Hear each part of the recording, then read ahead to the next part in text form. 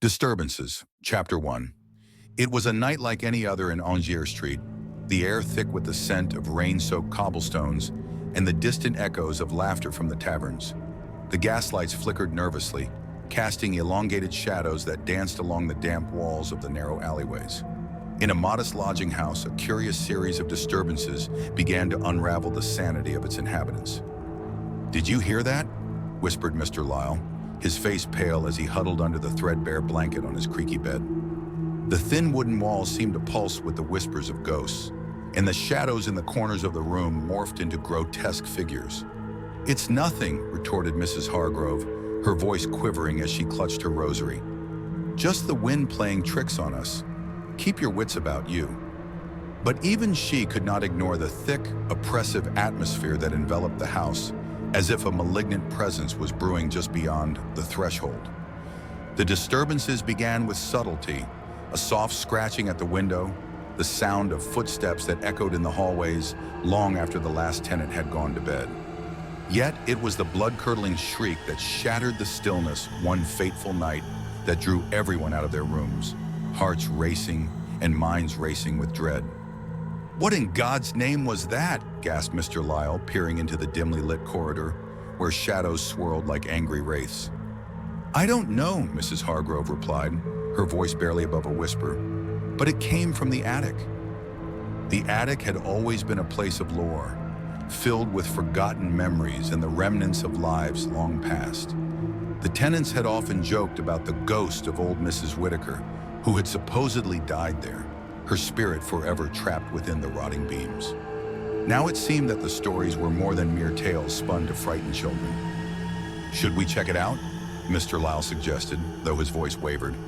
A knot of dread twisted in his stomach, but curiosity was an insatiable beast. The other tenants exchanged nervous glances, as if the air itself was thick with the weight of impending doom. With trepidation, they ascended the rickety staircase, the wood creaking ominously beneath their weight. Each step felt like a descent into madness, every echo a reminder that they were not alone. As they reached the top, the door to the attic stood ajar, a black maw inviting them to enter. "Let's just turn back," suggested Mr. Lyle, his voice trembling. "What if it's a burglar?" "Or worse," Mrs. Hargrove added, her eyes wide with terror. However, curiosity propelled them forward against their better judgment. As they stepped into the attic, a chill swept over them, stealing their breath and raising the hairs on their necks. The room was shrouded in darkness, save for a faint glimmer emitted from an old oil lamp that flickered on a dusty table. But it was the sight of the wall that sent shivers down their spines. Etched into the wood were strange symbols, twisted and bent, as if they were alive, an unholy script that seemed to pulsate with an ominous energy. The air grew thick with a stench of decay, and suddenly the lamp flickered violently before extinguishing, plunging them into darkness. "Did you see that?" A voice broke through the silence, trembling and frantic. It was Mr. Lyle pointing towards the far corner, where a figure loomed, indistinct and shrouded in shadows. "There's someone there!" "No!" Mrs. Hargrove screamed, her voice cracking. "We must leave! Now!" But it was too late. The figure stepped into the dim light, revealing a gaunt face with hollow eyes and a twisted smile that sent chills racing down their spines. "Why have you come?" the figure rasped, its voice like the grating of nails on a chalkboard. "You disturbed the slumber of the forgotten." "Who are you?" Mr. Lyle stammered, his heart racing. "What do you want?" The figure leaned closer, the stench of decay wafting around them like a shroud. "I am the keeper of souls, the guardian of the secrets that dwell in this place. You've unleashed what should remain buried." Chapter 2. With a sudden lurch, the figure lunged forward, grasping Mrs. Hargrove's wrist with a grip like iron. "You must listen. The spirits hunger for release. They crave the taste of flesh, the essence of life." The others watched in horror as Mrs. Hargrove's scream echoed through the attic, a sound filled with terror, yet eerily beautiful in its desperation. Panic consumed them. They bolted towards the staircase, stumbling over one another in their haste to escape the malevolent force that had awakened. But as they descended, the house itself seemed to shift, walls closing in, shadows reaching out with claw-like fingers. It was as if the very structure of their home had come alive, intent on trapping them within its sinister embrace. "Don't look back!" Mr. Lyle shouted, but curiosity clawed at their minds. They turned just in time to see the figure dissolve into the shadows, its laughter echoing like a dirge through the stairwell. They burst into the street, gasping for breath, their hearts pounding like war drums. The night air was sweet and fresh, a stark contrast to the suffocating dread of the attic. But the horrors they had witnessed clung to them like a second skin, an indelible mark of their encounter with the unknown. Days turned into weeks, yet the disturbances did not cease. Whispers filled the hallways, and the tenants began to vanish one by one, drawn into the depths of the attic, never to return. Each disappearance was a reminder of the darkness lurking just beneath the surface, a reminder that some places are best left undisturbed. Mrs. Hargrove, once the most vocal of the tenants, grew increasingly withdrawn. Her eyes, once bright with life, now appeared sunken and haunted. "I can hear them," she confided in Mr. Lyle one evening, her voice trembling.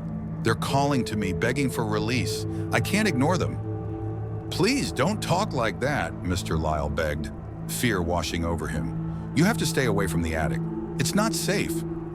But it was too late. The pull of the unknown had seeped into her very being, and her resolve began to crumble. One night, as the clock struck midnight, she slipped from her room, drawn by an unseen force toward the attic. Mr. Lyle awoke with a start, sensing her absence. He raced after her, the echoes of her footsteps leading him deeper into the heart of the darkness. As he reached the attic door, he found it ajar, the faint glow of candlelight spilling out like a warning. He pushed the door open, and there she stood, mesmerized by the swirling shadows that danced upon the walls. "Mrs. Hargrove!" he shouted, but his voice was swallowed by the oppressive silence. She turned slowly, her eyes glazed over, as if she were in a trance.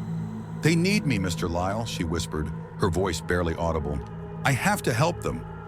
"No!" he exclaimed, his heart racing. "You can't. They'll take you too." His words fell on deaf ears as she stepped further into the darkness. The figures in the shadows began to coalesce, their forms twisting and writhing as they reached out toward her. Mr. Lyle lunged forward, grabbing her arm just as she was about to cross the threshold. "Come back," he begged, desperation flooding his voice. But it was like trying to grasp smoke. She slipped from his grasp, and in a heartbeat, the shadows enveloped her, a cacophony of anguished wails echoing through the attic. Mr. Lyle stumbled back, his heart shattered as he witnessed her being consumed by the very darkness they had feared. Chapter 3. Days turned into nights, and the lodging house grew eerily quiet. The remaining tenants were shadows of their former selves, haunted by the loss of their companions. Mr. Lyle found himself pacing the halls, tormented by guilt and fear. The scratching at the walls had intensified, and the whispers grew louder, a constant reminder of the horrors that lurked just beyond the veil of sanity. One evening, as a storm raged outside, he sat alone in the common room, the flickering candlelight casting grotesque shadows on the walls. The air felt charged with electricity, and a sense of foreboding settled upon him like a shroud. It was then that he heard it, a soft, melodic voice that seemed to rise from the depths of the shadows. "Mr. Lyle," it called, sweet and sinister. "Join us." He froze, his blood running cold as he recognized the voice. "Mrs. Hargrove?" he whispered, dread pooling in his stomach. "Is that you?" "Come to me," she beckoned, her voice a siren's call. "We are waiting for you. The spirits long for your company." He shook his head violently, trying to dismiss the phantom echoes of her voice. "No, I won't fall for it. You're not real." But deep down, he knew the truth. The darkness was calling to him, and he could feel its seductive pull. With trembling hands, he grabbed a lantern and made his way toward the attic, the very place that had claimed the lives of so many. Each step felt like a descent into madness, but he was driven by a need to confront the shadows that haunted him. As he reached the attic door, he hesitated, the memories of his lost companions flooding his mind. "Don't do this," he whispered to himself, but the door creaked open, revealing the darkness within. The symbols on the wall seemed to writhe and pulse, as if alive, and the air was thick with a malevolent energy. "Welcome back," The twisted figure from before emerged from the shadows once more, its hollow eyes glinting with malice. "You've come to join us. We've been waiting." "No!" he shouted, stepping back. "I won't let you take me. I won't be a part of this." But the words felt hollow, swallowed by the darkness that encroached upon him. The figure laughed, a sound that echoed like the tolling of a death knell. "You are already ours, Mr. Lyle. The darkness has seeped into your soul. Embrace it. Surrender." As the shadows closed in around him, he felt the weight of countless souls pressing upon him, their silent screams intermingling with his own. The attic transformed into a swirling vortex of agony, a tempest of lost hopes and buried secrets. In a final act of defiance, he clutched the lantern tightly, its light flickering as he faced the abyss. "You will not have me," he yelled, the fire in his heart igniting one last time. But the darkness surged forward, and with a deafening roar, it consumed him. The lantern shattered, the light extinguished, plunging the attic into an eternal void. As dawn broke over Angier Street, the lodging house stood silent, the gaslights flickering like dying stars. The spirits had claimed another soul, and the whispers of the forgotten continued to echo in the shadows, a haunting reminder that some doors, once opened, can never be closed.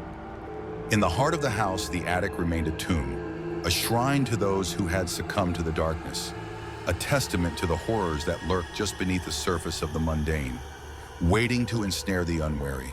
And as the sun rose, painting the world in hues of gold, the shadows deepened, hungry for their next victim.